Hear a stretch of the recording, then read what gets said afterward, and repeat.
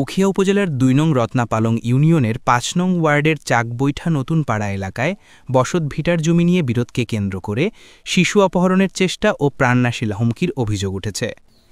রবিবার ২৩ নভেম্বর সন্ধ্যায় জসিমউদ্দিন নামের এক ব্যক্তি উখিয়া থানায় এ বিষয়ে লিখিত অভিযোগ দায়ের করেন।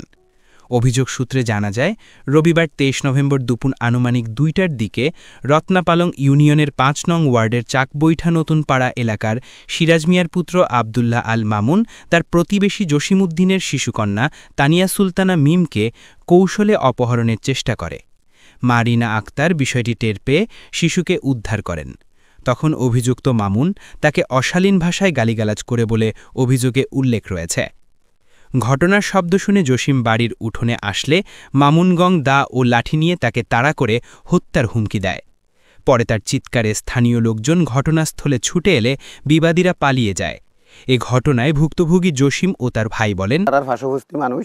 তাহলে পার্শ্ববর্তী মানুষ তারা ইয়ান্তুন সীমা লইয়ে নেয়, তারা আড়ালে কিছু গন্ডগোল করছিল, তাহলে তারা জোর জবত করিয়ে না আবার ও রাইতে চাইয়ে, তাহলে তারা আড়ালে মাতামাতি আনার পরে যাইয়ে নেয়, তাহলে তারা আবার আরা বিষয় ঝগড়া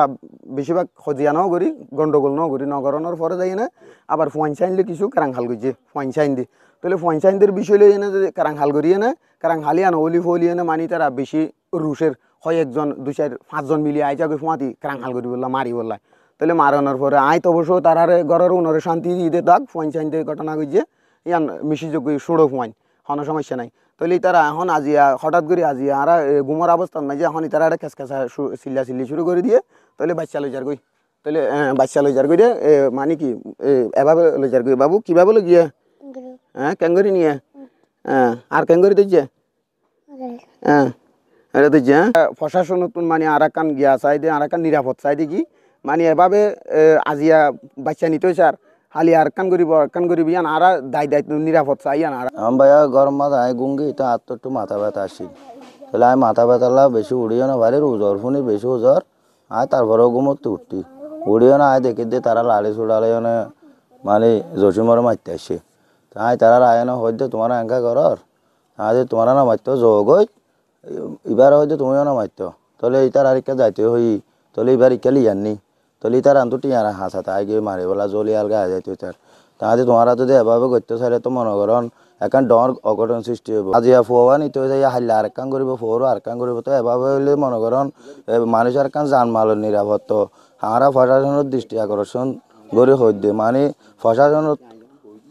হাসে হেল্প চাই দিয়ে মানে এভাবে হইলে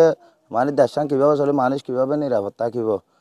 তাই যে আর যে ভাবে দেখতে বলি আর যে ভাবে যে হতাকান হইয়ে আহাইতে তুমি বুড়া মানুষের দাদি না হাইতে হতান ন সাজে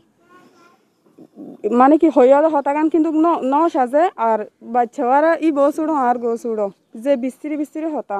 মামুন হদ হদে ফারাজ যে ফেন উগ্গ দরে হাইতে লাভি হতো সংশোধনের পাখি করে তারা চাইন দি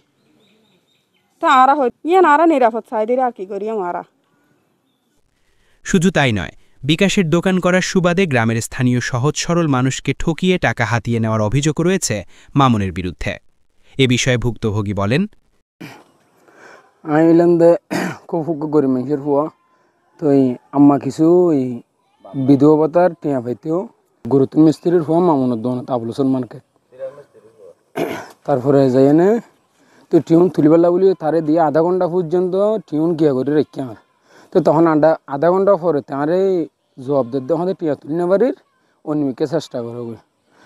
তাহলে 10-15 দিনও গিয়ে তখন আম্মা হদ্দে আর টিয়া তুলে হাই ফেলে দে তা হয়তো আইনা হাই আমি একজনের দোকানের মাঝে তুলিবেলা বলে দিলাম যে তুলি না হারে বলি হইয়া তো তখন বেগুন টিয়া ঢুকিয়ে দিলাম আমার টিয়া নো ঢুকে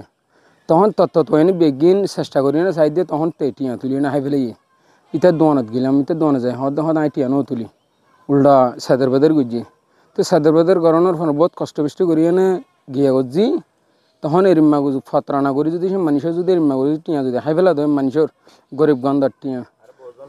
তখন আত্মনা না হাই এরিম্মা আর বিভিন্ন মানুষের তুন হাই এদের গিয়া ফমান আছে। এলাকার সচেতন নাগরিকরা বলছেন, মামুনের মতো লোক এলাকায় থাকলে সাধারণ মানুষ ক্ষতিগ্রস্ত হবে। আসসালামু আলাইকুম। আসলে জুবাইর ভাইয়ে জিন হতাই না আরও ফোন নিলাম এ ধরনের আসলে যদি প্রতারক এলাকাত মহল্লাত বা দেশত থাকিলে অন্যান্য সাধারণ যারা ব্যক্তি আছে তারাও ক্ষতিগ্রস্ত হইব আর নচাই এ ধরনের প্রতারক যাতে থাকুক ইতারারে আইনগত ব্যবস্থা লই জন্য আর প্রশাসনের প্রতি অনুরোধ জানাই। এ ঘটনার বিষয়ে অভিযুক্তদের বক্তব্য নেওয়ার চেষ্টা করেও তা পাওয়া যায়নি। নিজেদের নিরাপত্তাহীনতার কথা জানিয়ে দ্রুত আইনগত ব্যবস্থা নেওয়ার দাবি জানিয়েছে ভুক্তভোগী পরিবার। News desk, Cox TV, Ukhia, Cox's Bazar.